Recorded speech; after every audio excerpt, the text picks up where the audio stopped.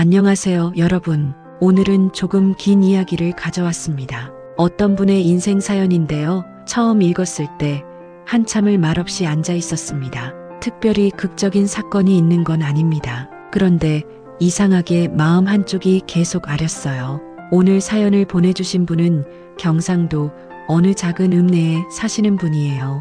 올해 66, 평생 농사를 지으셨고 아들 하나, 딸 하나 키우셨습니다. 특별할 것 없는 삶이라고 본인은 말씀하셨지만 저는 그 말 속에 얼마나 많은 시간이 담겨 있는지 알 것 같았습니다. 그리고 이 이야기 끝에는 작은 반전이 하나 있습니다. 천천히 함께 들어보시죠. 그날 아침도 여느 날과 같았습니다. 새벽 5시 반쯤 눈이 떠지고 마당에 나가 손을 씻고 부엌에 불을 지폈죠. 남편은 아직 잠들어 있었고 감나무 잎이 바람에 한두 장씩 떨어지고 있었습니다. 가을이었습니다. 그날은 아들의 결혼식이 있는 날이었어요. 기쁜 날이었죠. 당연히 기쁜 날이었습니다. 그런데 이상하게 손이 떨렸어요. 밥을 하면서 국을 저으면서 계속 무언가 잊은 것 같았습니다. 뭘 빠뜨렸나? 그렇게 중얼거리며 부엌을 서성였지만 준비할 건 다 했거든요. 빠뜨린 게 아니었어요. 그냥 마음이 그랬습니다. 남편도 마찬가지였던 것 같아요. 신문을 펴놓고 한참을 앉아 있다가 한 장도 넘기지 않고 접더니 그냥 마당으로 나가더라고요. 말없이 담배를 피우는 뒷모습이 보였습니다. 오늘 좋은 날인데 왜 이러나 혼잣말을 하며 다시 부엌으로 돌아왔어요. 아들이 태어난 날, 아들은 40년 전 겨울에 태어났습니다. 그때는 집에서 나왔어요. 병원까지 가려면 버스를 2번 갈아타야 했고 그럴 돈도 없었죠. 마을 산파 할머니가 와서 아이를 받아줬습니다. 첫 울음소리를 들었을 때 남편이 마당에서 소리쳤어요. 아들이다.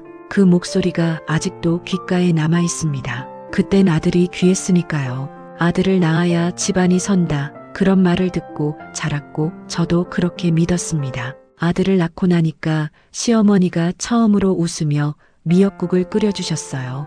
고생했다. 그 한마디가 그렇게 고마웠습니다. 아이는 작았지만 건강하게 자랐어요. 밤마다 업고 재우고 새벽에 깨면 젖을 물리고 논에 나갈 땐 등에 업고 나갔습니다. 아이를 키우면서 제 인생이 조금씩 뒤로 밀려났지만 당연한 줄 알았어요. 그땐 다들 그렇게 살았으니까요. 아들이 3살 되던 해 둘째를 가졌습니다. 이번엔 딸이었어요.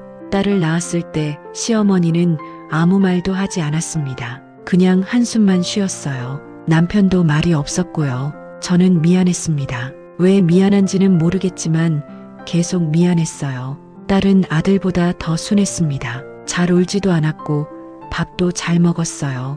그런데 이상하게 손이 덜 갔어요. 아들한테 신경을 더 쓰게 되고 딸은 혼자서도 잘 놀았으니까요. 나중에야 깨달았습니다. 딸은 혼자 노는 게 아니라 그냥 조용히 있었던 거였어요. 아이들이 자라던 시절, 아이들이 초등학교에 들어가고 중학교에 가고 고등학교에 갔습니다. 저는 매일 새벽에 일어나 밥을 하고 논에 나가고 저녁을 짓고 빨래를 했어요. 남편은 일을 많이 했지만 말은 적었습니다. 그래도 술을 마시거나 함부로 하진 않았어요. 그냥 조용한 사람이었죠.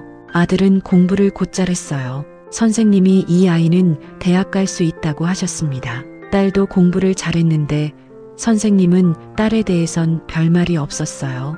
여자애는 뭐 그냥 시집이나 잘 가면 되지. 남편이 그렇게 말했을 때 딸이 가만히 듣고 있었습니다. 표정이 없었어요. 그때 제가 뭐라도 말했어야 했는데 그냥 설거지만 했습니다. 아들은 대학에 합격했습니다. 서울에 있는 학교였어요.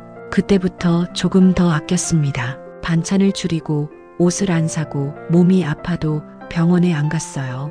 아들 등록금을 마련하느라 남편은 빚까지 졌습니다. 딸은 그 모습을 보고 있었어요.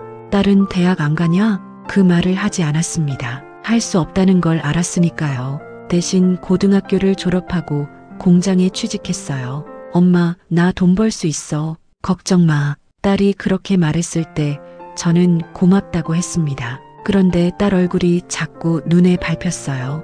아들이 떠난 날, 아들은 짐을 싸서 서울로 갔습니다. 현관에서 운동화 끈을 묶으며 말했어요. 엄마, 나 열심히 할게. 그래, 몸 챙겨라. 그 말밖에 못했어요. 아들이 떠나고 나니 집이 너무 조용했어요. 딸은 공장 일을 하며 집에 돈을 보탰습니다. 월급날이 되면 봉투째로 저한테 줬어요. 엄마, 이거 고맙다. 받으면서도 마음이 무거웠습니다. 아들은 한 달에 한 번씩 전화를 했어요.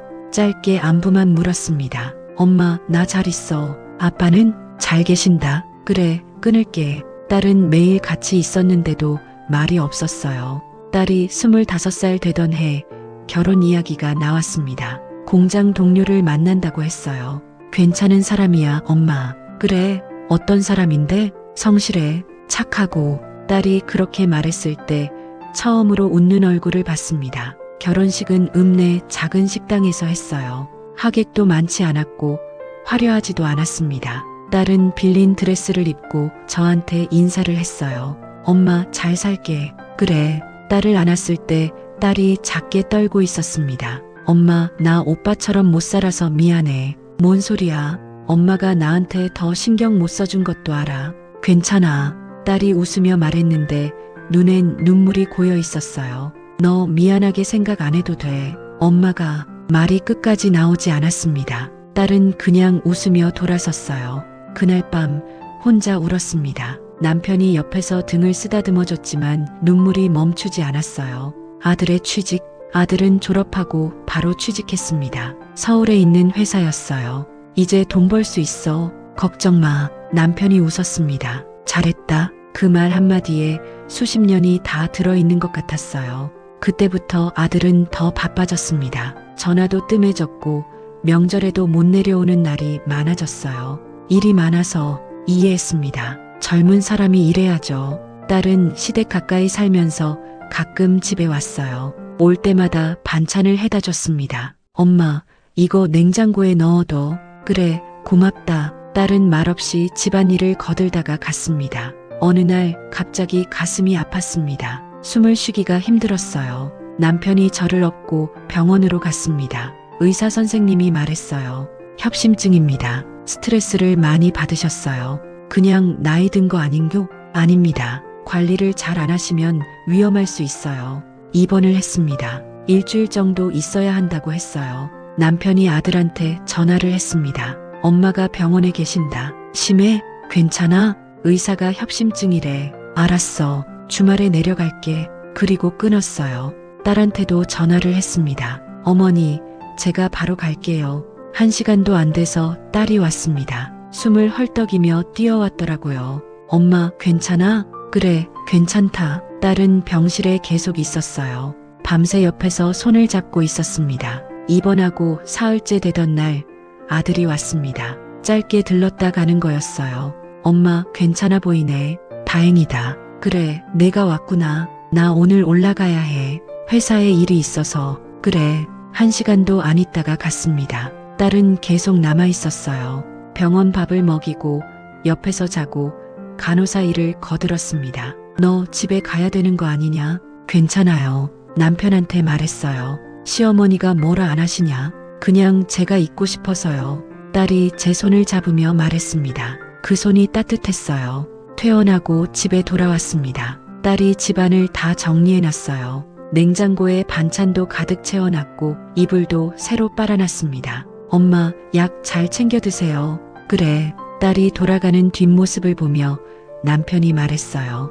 딸이 참 착하다. 그래. 그날 밤 저는 한참을 멍하니 앉아 있었습니다. 아들한테 전화를 걸까 하다가 그만뒀어요. 바쁠 텐데. 몇 달 후 아들이 전화를 했습니다. 엄마, 나 소개받은 사람 있어. 그래, 어떤 사람인데? 회사 동료야. 괜찮은 사람이야. 목소리가 밝았습니다. 그 목소리를 듣고 나니 기뻤어요. 정말 기뻤습니다. 그런데 동시에 뭔가 조금 허전했어요. 왜 그랬을까요? 지금도 잘 모르겠습니다. 결혼 날짜가 잡혔습니다. 서울에서 하기로 했어요. 식장도 피로연도 다 서울이었습니다. 엄마, 거기가 편해. 친구들도 다 서울에 있고. 그래, 알았다. 준비하는 동안 아들은 바빴고 저희는 거의 연락을 못 받았습니다. 남편이 돈을 보냈습니다. 평생 모은 돈 중 절반을 이거라도 써라. 아들은 고맙다고 했지만 목소리가 피곤해 보였어요. 딸도 돈을 보냈습니다. 오빠 결혼하는데 제가 이거라도 너까지 왜? 괜찮아요. 오빠니까. 딸이 웃으며 말했는데 눈빛이 쓸쓸해 보였어요. 결혼식 날 아침 일찍 집을 나섰습니다. 서울까지 버스로 3시간 반이 걸렸어요. 남편은 양복을 입었는데 넥타이를 제대로 못 맸습니다. 제가 다시 매줬어요. 딸도 같이 갔습니다. 엄마, 긴장돼? 조금. 저도요. 딸이 제 손을 잡았어요. 식장에 도착했을 때 이미 사람들이 많이 와 있었습니다. 아들의 친구들, 회사 사람들, 신부 쪽 가족들, 다들 양복의 드레스를 입고 웃으며 이야기하고 있었어요. 저희는 구석에 앉았습니다. 아들이 달려와서 인사했어요. 엄마, 아빠, 누나 왔어? 앉아있어. 곧 시작해. 그리고 다시 바쁘게 어디론가 갔습니다. 식이 시작됐어요. 음악이 흐르고 신부가 들어왔습니다. 하얀 드레스를 입은 모습이 예뻤어요. 그리고 아들이 나왔습니다. 양복을 입고 머리를 깔끔하게 넘긴 아들. 어른이 됐구나 생각했습니다. 사회자가 말했어요. 신랑 신부 앞으로 나와주세요. 둘이 나란히 섰습니다. 부모님께 인사 올리겠습니다. 아들이 고개를 숙였어요. 그 모습을 보는데 눈물이 났습니다. 왜 우는지 모르겠어요.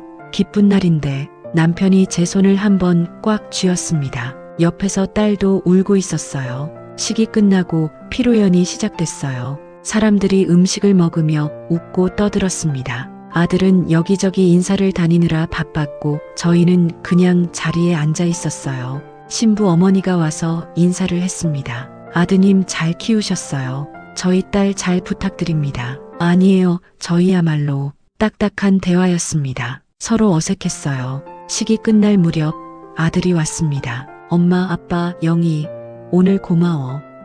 영희가 아들한테 봉투를 하나 건넸어요.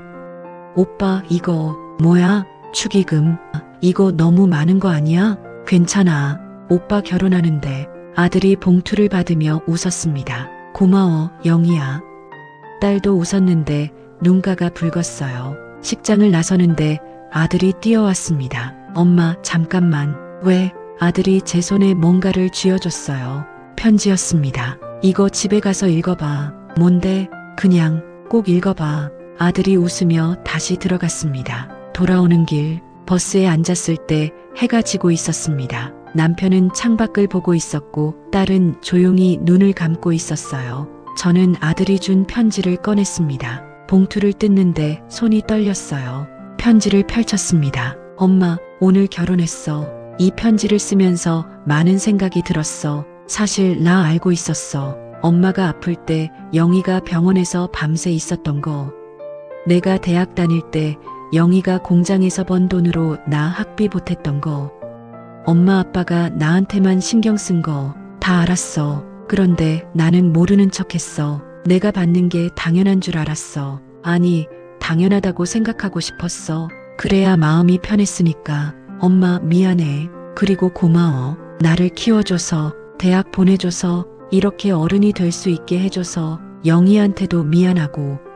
이제라도 잘할게. 엄마도 이제 좀 쉬어. 아프지 말고. 사랑해. 아들 올림.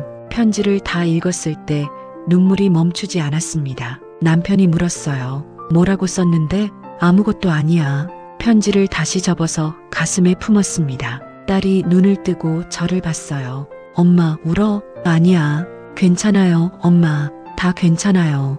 딸이 제 손을 잡았습니다. 그 손이 따뜻했어요. 집에 돌아와서 집에 도착했을 때 밤이었습니다. 불을 켜고 들어갔는데 집이 조용했어요. 남편이 말했습니다. 오늘 고생했다. 당신도. 딸이 부엌에서 물을 끓이고 있었어요. 엄마, 차 한 잔 드세요. 그래. 셋이서 거실에 앉아 차를 마셨습니다. 말없이. 그런데 이상하게 마음이 편했어요. 며칠 후 아들한테서 전화가 왔습니다. 엄마, 편지 읽었어? 그래. 어땠어? 고맙더라. 나야말로 고마워, 엄마. 잠깐 침묵이 흘렀어요. 엄마, 다음 주말에 내려갈게.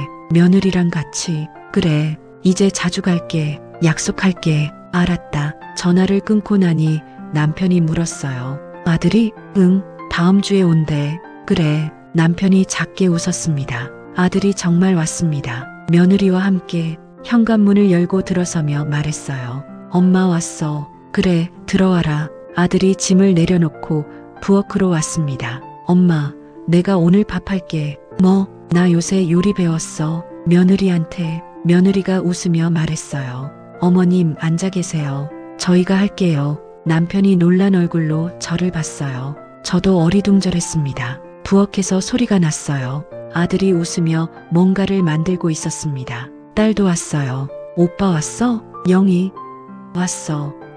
같이 먹자. 그래. 온 가족이 모였습니다. 식탁에 음식이 차려졌어요. 아들이 만든 김치찌개였습니다. 맛있어? 그래. 맛은 그냥 그랬어요. 짜기도 하고 싱겁기도 했습니다. 그런데 왜 이렇게 눈물이 나는지 그날 밤 아들과 며느리는 하룻밤 자고 갔습니다. 다음 날 아침 떠나기 전에 아들이 말했어요. 엄마, 나 이제 자주 올게. 그래. 그리고 엄마, 영희한테도 잘할게.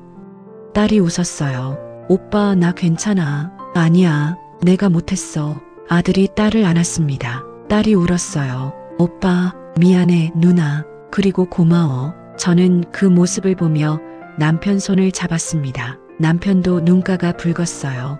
그 후로 아들은 정말 자주 왔습니다. 한 달에 2번씩.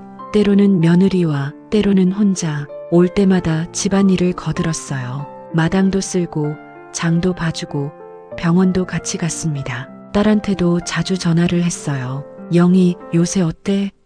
잘 지내지? 힘든 거 있으면 말해. 내가 도와줄게. 알았어. 딸이 웃으며 전화를 끊었습니다. 그 모습을 보며 저는 생각했어요. 이제 괜찮아졌구나. 1년이 지났습니다. 아들은 약속을 지켰어요. 자주 왔고 전화도 자주 했습니다. 딸과도 사이가 좋아졌어요. 어느 날 아들이 전화를 했습니다. 엄마, 소식 하나 있어. 뭔데? 아기 생겼어. 뭐? 며느리가 임신했어. 순간 숨이 멎는 것 같았습니다. 정말? 응. 엄마, 할머니 되는 거야. 전화를 끊고 나니 눈물이 났어요. 남편한테 말했습니다. 아들이 아기 생겼대. 남편이 멍하니 저를 봤어요. 그리고 천천히 웃었습니다. 그래. 딸한테도 전화를 했어요. 딸, 아들이 아기 생겼대. 정말요? 축하해요. 엄마, 너도 이모 되는 거다. 그러네요. 딸이 웃는 소리가 들렸습니다. 손주는 봄에 태어났습니다.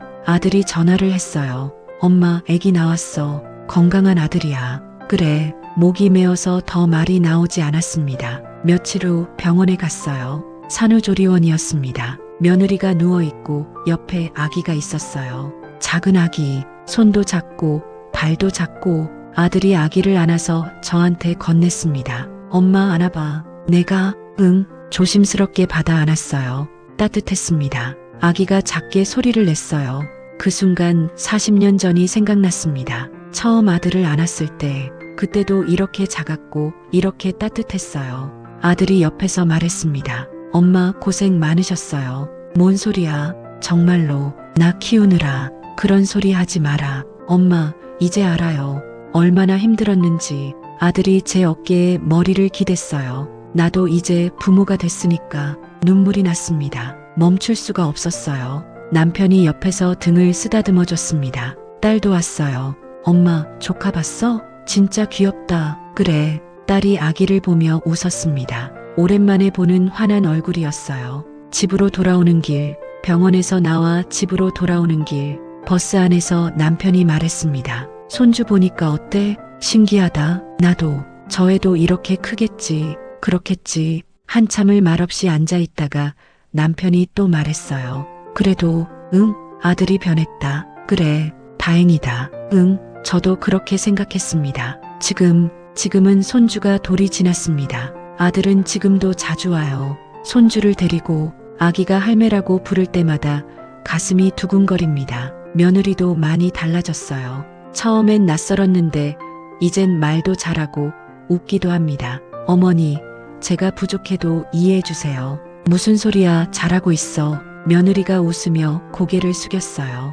딸도 자주 와서 손주를 봅니다. 이모 왔다. 손주가 딸을 보며 웃어요. 딸이 아기를 안고 웃는 모습을 보면 마음이 따뜻해집니다. 아들이 어느 날 말했어요. 엄마, 나 돈 좀 모았어. 왜? 엄마 아빠 여행 보내드리려고. 뭔 소리야? 진짜야. 다음 달에 온천 가자. 내가 다 알아볼게. 남편이 웃었습니다. 그래, 가보자. 저도 웃었어요. 오늘 사연은 여기까지입니다. 어떻게 들으셨나요? 이 이야기를 처음 읽었을 때 저는 한참을 아무 말도 못했습니다. 사연자께서 마지막에 이렇게 쓰셨어요.